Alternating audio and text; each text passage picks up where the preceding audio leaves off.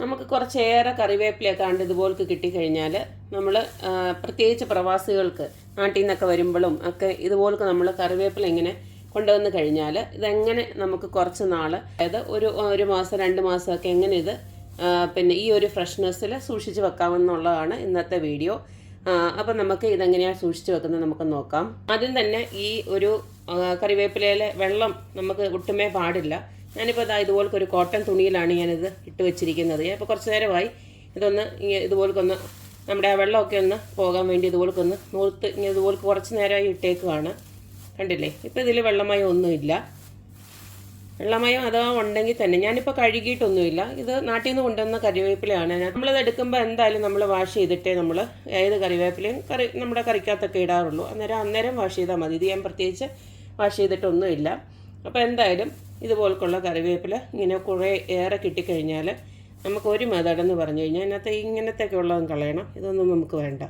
കണ്ടില്ലേ, ഇതൊക്കെ കളഞ്ഞിട്ട് നല്ലത് നോക്കിയിട്ട് ആദ്യമേ ഇതുപോലുള്ളൊരു കണ്ടെയ്നർ എടുക്കുക. എന്നിട്ട് നമുക്ക് കുറേശ്ശെ ഒത്തിരി കുത്തി നിറയ്ക്കാതെ നല്ല കറിവേപ്പില നോക്കിയിട്ട് ഇങ്ങനെ അടുക്കി വെച്ചാൽ മതി. കുറച്ച് നാൾ ഇതിങ്ങനെ തന്നെ ഇരുന്നോളും. ഒരു മെത്തേഡ് ഇതാണ്.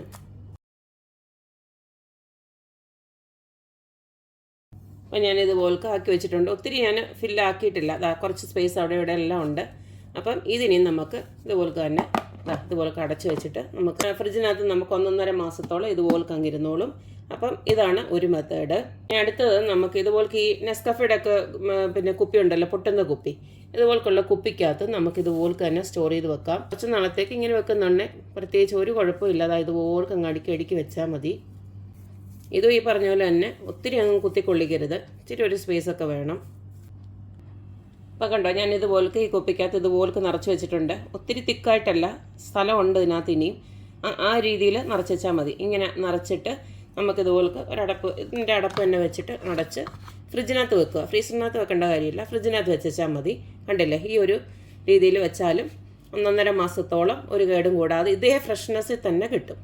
അപ്പം ഇത് ഒരു മെത്തേഡാണ്. അടുത്തത് നമുക്കിതുപോലൊക്കെ ഒരു സിപ്ലോ കവർ എടുക്കുക. എന്നിട്ട് ഈ പറഞ്ഞ പോലെ തന്നെ ഒത്തിരി തിക്കിക്കൊള്ളിക്കാതെ കുറേശ്ശെ ഇങ്ങനെ അടുക്കുക ഇതിനകത്തോട്ട്. എന്നിട്ട് ഇതും നന്നായിട്ട് ഈ എയർ കളഞ്ഞിട്ട് വേണം നമ്മൾ സിപ്ലോ കവർ അടയ്ക്കാനായിട്ട്. അങ്ങനെ അടച്ച് എത്ര നാൾ വേണമെങ്കിലും സൂക്ഷിച്ച് വെക്കാം. ഈ ഒരു രീതിയിൽ ഞാൻ ഇതിനകത്ത് നിറച്ചിട്ടുണ്ട്. ഇനി ഒറ്റ കാര്യമുള്ളൂ, ഇതിൻ്റെ എയറൊക്കെ ഒന്ന് ജസ്റ്റ് ഇതുപോലൊക്കെ ഒന്ന് പ്രസ് ചെയ്ത് കളയണം. പിന്നെ കുപ്പിയെക്കാട്ടിലും മറ്റേ നമ്മുടെ ആ ഒരു കണ്ടെയ്നറിനെക്കാട്ടിലും ഇതിനകത്ത് ഇത്തിരി കൂടെ ഏറെ കൊള്ളും നമ്മുടെ ഈ കവറിനകത്ത് വെക്കുന്നുണ്ട്.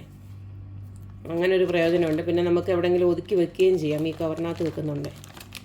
കണ്ടില്ലേ, എന്നിട്ട് നല്ലതായിട്ട് ലോക്ക് ചെയ്യുക. പിന്നെ ഒന്നുകൂടെ ഒന്ന് പ്രസ് ചെയ്യണം. ലോക്ക് ചെയ്യുന്നതിന് മുമ്പ് ജസ്റ്റ് ഒന്നുകൂടെ നല്ലതായിട്ട് പ്രസ് ചെയ്ത് അതിനകത്ത് എയർ ഒന്നും ഇല്ലെന്ന് ഉറപ്പ് വരുത്തിയിട്ട് നമുക്കിത് ഫ്രിഡ്ജിനകത്ത് വെച്ചാൽ മതി. ഇതുപോലൊക്കെ ആക്കിയിട്ട് പിന്നെ ഓരോ തവണ എടുക്കുമ്പോൾ ഈ പറഞ്ഞ പോലെ തന്നെ ഇതുപോലൊക്കെ തന്നെ ചെയ്ത് വെക്കണം. എയറൊന്നും ഇല്ലാണ്ട് ഈ ഒരു രീതിയിൽ ആക്കി വെച്ച് കഴിഞ്ഞാൽ ഇങ്ങനെ ഇരുന്നോളും. കണ്ടില്ലേ, നമ്മൾ 1 മാസത്തേക്കുള്ളതൊക്കെ നമ്മളിപ്പം ഓൾറെഡി സ്റ്റോർ ചെയ്ത് വെച്ചു. ഇനി അത് കഴിഞ്ഞിട്ടും നമുക്ക് സ്റ്റോർ ചെയ്ത് വെക്കണമെന്നുണ്ടെങ്കിൽ നമുക്ക് ഒറ്റ പരിപാടിയേ ഉള്ളൂ. ഇതെല്ലാം നന്നായിട്ടൊന്ന് കഴുകിയെടുക്കുക. ഇതിപ്പോൾ ഞാനൊന്ന് കഴുകിയെടുത്തിട്ടുണ്ട്. എന്നിട്ട് ഇതുപോലൊക്കെയുള്ള ഒരു കോട്ടൺ തുണിയിൽ നല്ല വിടർത്തി ഇതുപോലൊക്കെ അങ്ങ് വിരിച്ചിടുക. ഇതിൻ്റെ നനവൊന്ന് പോക്കാൻ വേണ്ടിയിട്ടാണ് ഇതുപോലെ നമ്മൾ ചെയ്യുന്നത്. ഇതെല്ലാം ഞാൻ ആ ഒരു കോട്ടൺ തുണിയിൽ വിരിച്ച് അങ്ങനെ ഇട്ടിട്ടുണ്ട്. ഇനി ഇതിൻ്റെ പുറത്തോട്ട് നമുക്ക് ഇതുപോലൊക്കെ തന്നെ ഒരു വലിയ കോട്ടൺ തുണി ഉണ്ടെങ്കിൽ അതുപോലെ തന്നെ ഇടാം. അല്ലെങ്കിൽ ഇതുപോലുള്ള കിച്ചൺ ടിഷ്യൂ ഉണ്ടല്ലോ, ഇച്ചിരി കട്ടിയുള്ള ടൈപ്പ്, അതിങ്ങനെ അങ്ങോട്ട് വിരിച്ചിടുക. അപ്പം മേളത്തെ വെള്ളം ഇതുപോലെ അങ്ങ് അബ്സോർവ് ചെയ്തോളും. കണ്ടില്ലേ, ഇതിപ്പോൾ ഞാൻ രാത്രിയിലാണ് ഇങ്ങനെ ചെയ്ത് വെക്കുന്നത്. ഇവിടെ ഇപ്പോൾ അത്യാവശ്യം നല്ല ചൂടുള്ള ക്ലൈമറ്റാണ്. അന്നേരം ഇത് രാവിലെ ആകുമ്പോഴത്തേന് ഇത് നല്ലതായിട്ട് ഡ്രൈ ആയി കിട്ടും. രാവിലെ ഞാൻ ഇനിയും ബാക്കിയുള്ള ഇതിനി എന്താ ചെയ്യുന്നതെന്നുള്ളത് ഞാൻ കാണിച്ചു തരാം. അപ്പോൾ ഇതിനി നന്നായിട്ടൊന്ന് ഡ്രൈ ആവട്ടെ. ഞാൻ കഴിഞ്ഞ ദിവസം എല്ലാം ഉണക്കാൻ വെച്ചിരുന്ന കറിവേപ്പിലയാണ് ഞാനിങ്ങനെ ഇതളായിട്ട് ഇതുപോലെ ആക്കിയെടുത്തിട്ടുണ്ട്. ഇനി ഇത് നമുക്കൊന്ന് കുറേ നാളത്തേക്ക് പ്രിസർവ് ചെയ്യാനായിട്ട് ഇതിനെ ഇനി കുറച്ചെടുത്തിട്ട് നമുക്ക് ഒരു ചീനച്ചട്ടിയിലോട്ടോ വെള്ളം വെച്ച് ഒന്ന് ജസ്റ്റ് ഒന്ന് മൊരിച്ചെടുക്കണം, ഒന്ന് വറുത്തെടുക്കണം. ഈ കറിവേപ്പില ഒന്ന് വറുത്തെടുക്കണം. എന്നിട്ട് നമുക്ക് എത്ര നാൾ വേണമെങ്കിലും ഈ ഒരു കറിവേപ്പില യൂസ് ചെയ്യാം. ഇതിപ്പോൾ ഞാൻ ആ കറിവേപ്പില കുറേ എടുത്തിട്ട് ഞാൻ ഇതുപോലൊന്ന് ചീനിച്ചട്ടിയിലോട്ട് ഇട്ട് കൊടുത്തിട്ടുണ്ട്. ഇനി ചെറുതെ ഇതുപോലൊന്ന് നല്ലതായിട്ടൊന്ന് കളറ് മാറി നമുക്ക് അറിയാമല്ലോ ഒന്ന് മൊരിച്ചെടുക്കുക. അപ്പോൾ എന്തെങ്കിലും ഇത്തിരി വെള്ളമയമൊക്കെ ഉണ്ടെങ്കിൽ തന്നെ അതങ്ങ് പറ്റിക്കോളും. അപ്പോൾ ഈ ഒരു രീതിയിൽ ഞാൻ ആക്കി എടുത്തിട്ടുണ്ട്. സൗണ്ട് കേൾക്കുമ്പോൾ തന്നെ അറിയാമല്ലോ നല്ല കരിയില പോലെ ഉണങ്ങിയിട്ടുണ്ട്, കണ്ടില്ലേ. ഇതിനകത്തൊട്ടുമേ നമുക്ക് വെള്ളമയം ഇല്ല, കണ്ടില്ലേ. അല്ലെങ്കിൽ പറഞ്ഞാൽ ഇങ്ങനെ ജസ്റ്റ് ഒന്ന് എടുത്ത് നോക്കുമ്പോൾ അറിയാണ്ട് ഇതുപോലെ കണ്ടോ, ഇങ്ങനെ കിട്ടണം. ഞാൻ ഓവനകത്ത് വെച്ച് ഇതുപോലെ ഒന്ന് ട്രൈ ചെയ്ത് നോക്കി, പക്ഷേ എനിക്ക് അത്ര ഒരു പെർഫെക്ഷനായിട്ട് തോന്നിയില്ല. അപ്പോൾ ഇങ്ങനെ ഒന്ന് വെച്ച് കഴിഞ്ഞാൽ ഇതായിരിക്കും നമുക്ക് എളുപ്പവും. കാരണം ഓവനകത്താവുമ്പോൾ കുറച്ചുകൂടെ ഞാനിതുപോലെ തന്നെ ഒരു 2 മിനിറ്റൊക്കെ വന്ന് വെച്ചിട്ട് ചൂടാക്കി നോക്കിയപ്പോൾ അത് ഇത്തിരികൂടെ അത് വെള്ളമയം ആവുകയാണ്. നമുക്ക് അതിനകത്തുള്ള നീരാവി ഉണ്ടല്ലോ അതങ്ങനെ വരുവാണ്. ഇതിനകത്താകുമ്പോൾ അങ്ങനെ ഒരു പ്രശ്നം വരത്തില്ല.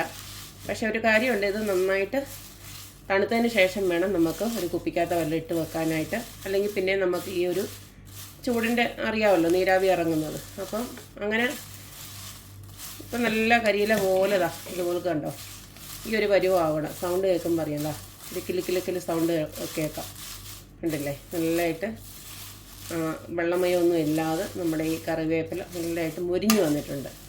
അതാണ് കണക്ക്. ഈ സമയം നമുക്ക് സ്റ്റവ് ഓഫ് ചെയ്യാം. ഇതിപ്പോൾ ഇവിടെ ആയിട്ടുണ്ട്. ഇനി നമുക്കത് ഇതുപോലെയുള്ളൊരു ഇങ്ങനെ ഞാനൊരു കുപ്പിയിൽ ഒരു പ്ലാസ്റ്റിക്കിൻ്റെ കുപ്പിയാണ് എടുത്തിരിക്കുന്നത്. നന്നായിട്ട് തണുത്തതിന് ശേഷം ഞാൻ ഇതിപ്പം നമ്മൾ അങ്ങനെ ഈ ഒരു കുപ്പിക്കകത്തൊക്കെ ആക്കി കുറേ നാൾ വേണമെങ്കിൽ നമുക്ക് 1 വർഷത്തേക്ക് വേണമെങ്കിൽ ഇതുപോലൊക്കെ നമുക്ക് യൂസ് ചെയ്യാം. പ്രത്യേകിച്ച് അതിൻ്റെ മണത്തിൻ്റെയും ഗുണമൊന്നും പോകത്തില്ല. നമുക്ക് അത്യാവശ്യം നമുക്ക് കറിവേപ്പില, അതായത് ഈ വിഷമൊന്നും വാങ്ങിച്ച് കഴിക്കുന്നതിന് പകരം ഈ പുറത്തുനിന്നൊക്കെ വാങ്ങിക്കുന്ന എന്തായാലും മൊത്തം എന്തെങ്കിലുമൊക്കെ അടിച്ചിട്ടായിരിക്കും, മരുന്നൊക്കെ അടിച്ചിട്ടായിരിക്കും അത് നമുക്ക് നമ്മുടെ കൈ കിട്ടുന്നത്. അപ്പം നമ്മളത് അതിനെക്കാട്ടും നല്ലത് ഇങ്ങനെ നാട്ടിൽ നിന്നൊക്കെ ആണെങ്കിലും വരുന്നുണ്ടെങ്കിൽ ഇതുപോലെ കാക്കി ഒരു കുപ്പിക്കകത്താക്കി കൊണ്ടുവന്ന് കഴിഞ്ഞാൽ നമുക്ക് 1 വർഷം വരെ നമുക്ക് യൂസ് ചെയ്യാൻ പറ്റും. എസ്പെഷ്യലി നമ്മുടെ പ്രവാസികൾക്കാണ് ഇത് ഏറ്റവും പ്രയോജനം.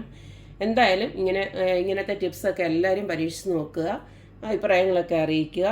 അപ്പോൾ എപ്പോഴും പറയുന്ന പോലെ എൻ്റെ വീഡിയോസൊക്കെ ഇഷ്ടമുള്ളവർ please like, share and subscribe. അപ്പോൾ ഇനി ഒരു അടിപൊളി വീഡിയോ ആയിട്ട് വരുന്നവരേക്കും ബായ്.